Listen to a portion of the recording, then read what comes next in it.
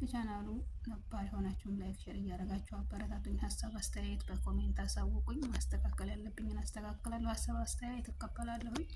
እና እንግዲህ ውድ ቤተሰቦች አፍላ ፍቅር 228 የጆኒ እና የኤላ ፍልሚያው በጉጉት ስንጠብቀው ነበረ። እንግዲህ ፍልሚያው እንዳልሆነ ሆኖ ተጠናቋል። ምክንያቱም ፍልሚያውን እንደጠበቅነው አልሆነም።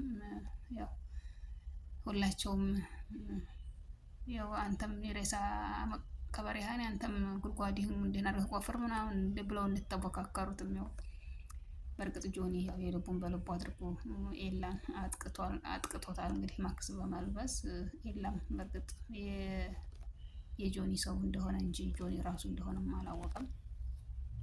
እንግዲህ እንዳያችሁት ያው እነ መሲም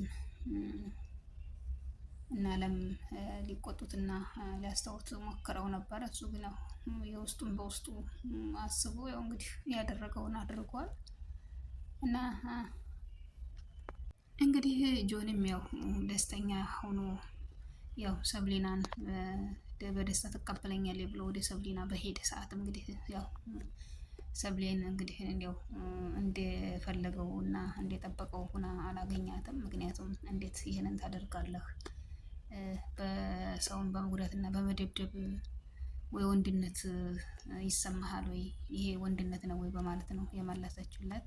እሱ ግን ለፍቅራችን ስል ነው ይሄንን ሁሉ ያደረኩት፣ ይሄ የክብር ጉዳይ ነው በማለት ነው እሱም የመለሰላት። እሷ ግን ይሄ ወንድነት ሳይሆን ይሄ ክብር ጉዳይ ሳይሆን ይሄ እኔ እንደ ጅልነትና እንደ ፋራነት ነው የምቆጥረው በማለት ነው የመለሰችለት። በእርግጥ እሷ በጣም ተጨንቃ ነበረ። ለማስቆምም ብዙ ነገር ጥራ ነበረ፣ ግን ሁለቱም ሊሰሟትም አልቻሉም። ሁለቱም የክብር ጉዳይ ነው በማለት እያሉ ነበር የመለሱላት። እንግዲህ ያው አለም ኤላን እንደዛ ሆኖ በማየት በጣም ተበሳጭታ ሰብሌና ጋዳ ያው ጮኻባታለች። ሰብሌም እንግዲህ እኔ ምን ላድርግ፣ እኔ ሁላቸውንም ተው ብዬ ነበረ፣ ግን አቃቱኝ፣ እኔ ምን አድርጌ ነው የምትይኝ በማለት ሰብሌም አልቅሳለች። እንግዲህ ያው ሰብሌም ምርጥ ጓደኛዋ ያው መሲ አለችላት እና መሲ ተረጋጊ ብላ አረጋግታታለች። ያው አለም ግን ያው በተቃራኒ እንዴት ኤላን እንደዚህ አስደረግሽ ብላ ያው ጓደኝነቷንም ሳታስብ ብዙ ነገር ነው የተናገረቻት። በእርግጥ ሰብለ ለሰው ጉዳትም ሆነ ለሰው መከፋት ምንም አይነት ፍላጎት የላትም። በጣም ምርጥ ልጅ እና በጣም አስተዋይ ቅልብ ያላት ልጅ ናት። ሆኖም እያለ ግን እንግዲህ ያው ኤላንም ተደብቃ ሄዳ ከጆኒ ተደብቃ ሄዳ ለማናገር ሞክራ ነበር። ኤላም እንግዲህ ያው በገባ ነው ቃል መሰረት አንቺም ልታገኝ እኔም ላገኝሽ ስለማንችል ቃላችንን መጠበቅ አለብን፣ ድጋሚ ታገቢ እንዳደርሽ በማለት ነው የመለሰላት። እሷም በጣም ውስጧ አዝኖ ያው በነበረችበት ቁጭ ብላ እያለቀሰች ነበረ። በእርግጥ ኤላም ያው የእውነት ጠልቷት ሳይሆን ምክንያቱም ቃሉን ለማክበር ያክልና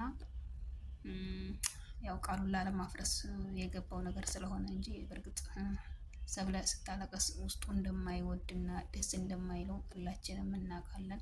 እንግዲህ ናታልም እንዴት ይሄንን ታደርጋለህ? እንዴት ቃል ትገባለህ? ሰብሌ ጋር ዳግብላ ለማድረስ ብለህ እንዴት ቃል ትገባለህ? በማለት ባናገረው ሰዓት እንግዲህ ይሄ የራሴ ውሳኔ ነው፣ አያገባህም ናታል አርፈህ ተቀመጥ በማለት ነው ለናታል የመለሰለት ኤላ። እንግዲህ ያው ቤዚቴም እንግዲህ በፊት ፍቅር ይዘዋል እያለችው በምትጠይቀው ሰዓት የምን ፍቅር ምን እያልሽ ነው? እኔ ምንም አይነት ፍቅር የለብኝም እያለ ሲመልስላት ነበረ።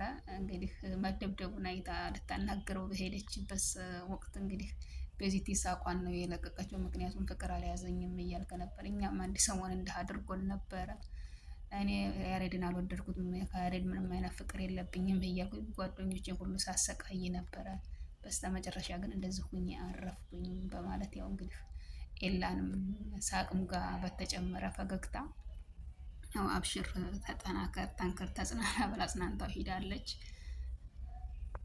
እንግዲህ ናታልም ወደ ቃጀል ጋር ሂዶ ነበረ ቃጀልን ለማግኘት እና ያው እንግዲህ ቃጀልን ያው እንዳፈቀራት ሁላችንም እያየን ነው። ቃጀልም እንግዲህ በእርግጥ እሷ ትክክለኛ ያፈቀረችው ባይመስልንም ያው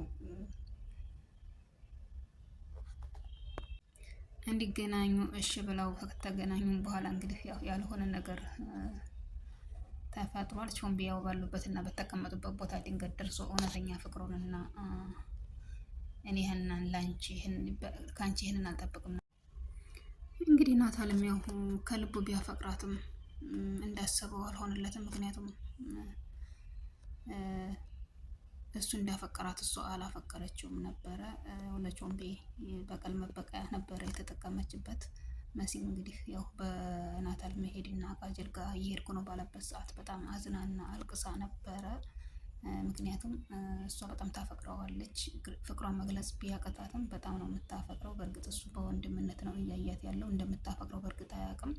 በዛ ላይ ደግሞ አፈቅርሃለሁ እወድሃለሁ ብሎ መንገር ለሴት ልጅም በጣም እፍረትም ነው፣ ነውርም ነው፣ ከባድም ነው።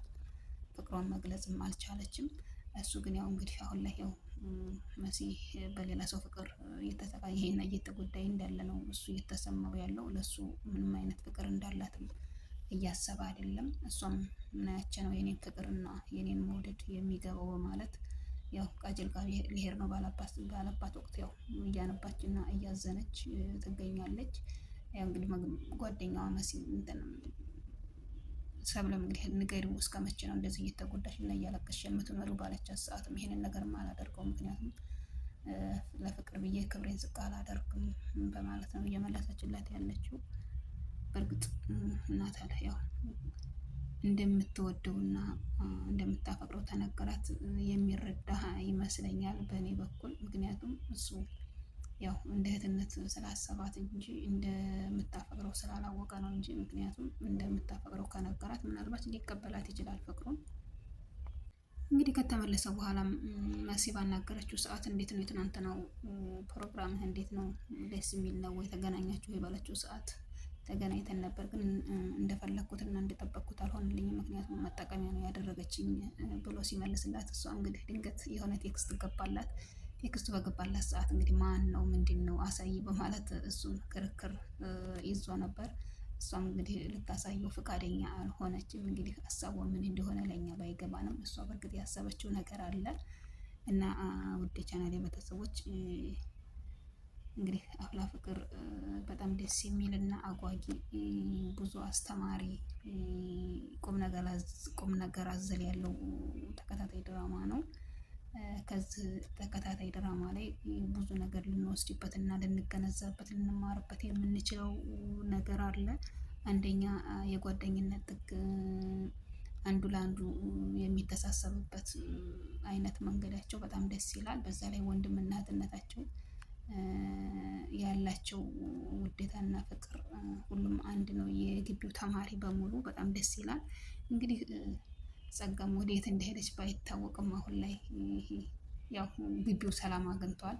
ቹቹና ቤዚቲም እንደሚታረቁም ምንም ጥርጥር የለውም። አሁን ላይ እንግዲህ ቤዚቲ ሁለቱንም ብታጣቸውም ይሄንን ቀን አልፋ ከበፊቱ ፍቅራቸውና ጓደኝነታቸው እንደሚመለሱ ሙሉ ተስፋ አለን።